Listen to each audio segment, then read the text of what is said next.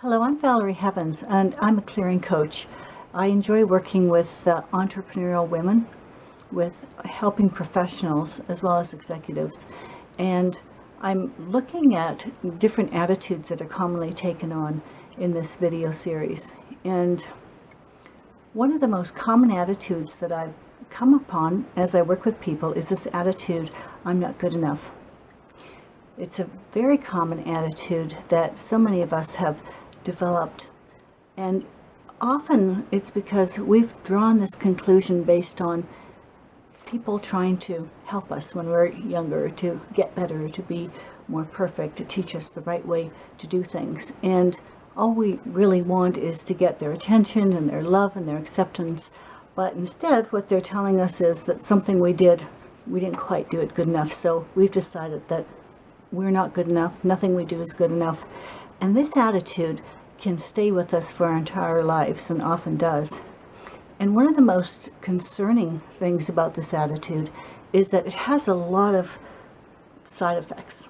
Okay, it's really insidious.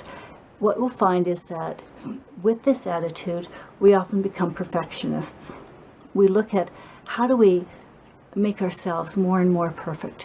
How do we constantly get it done perfectly so that we don't get criticized, so that we don't get told that something's not quite good enough? And because of perfectionism, we end up working way too many hours. We often become workaholics. A lot of times we'll burn out because we're putting in way too many hours, trying to get things just perfect, trying to tweak everything so that it's 100% perfection according to our own inner standards. And in order to meet the approval of others, we may become people pleasers. We may become codependent on others because we're giving away what's important to us in order to help others get what they want so that they'd be happy. Another side effect is criticalness. We become very self-critical, and often we project that criticalness onto others as well, so it can really affect our relationships. I've got a whole list of things that I've come up with that seem to come out of this one attitude. There tends to be a lack of self-love or self-care. Once again, we're trying so hard to be good at everything we're doing that we drop ourselves out. We don't take the time to look after ourselves and get ourselves the nurturance we need because we're trying to get everything right and please others. We might have difficulty making decisions in life and be really easily influenced by others because we don't have as much self-confidence as we'd like to have. So we're constantly doubting ourselves about whether we might be making an error, whether we might not be making the right choice. So sometimes it gets really difficult to make those decisions. And then there's playing small and feeling invisible and being invisible, hiding out, so that somebody doesn't notice that maybe we're not quite good enough, we're not perfect. And with this can come this scarcity mentality. We don't feel like we're good enough, so there's just not enough money, there's not enough time, there's a whole lot of not enoughs going on in our life. And one of the things is we all have difficulty accepting acknowledgments because we have this standard of perfection we're measuring ourselves against. So somebody might be giving us all kinds of compliments and acknowledgments, but we're not even hearing it because we know that there's still something else that we need to do that's a bit better.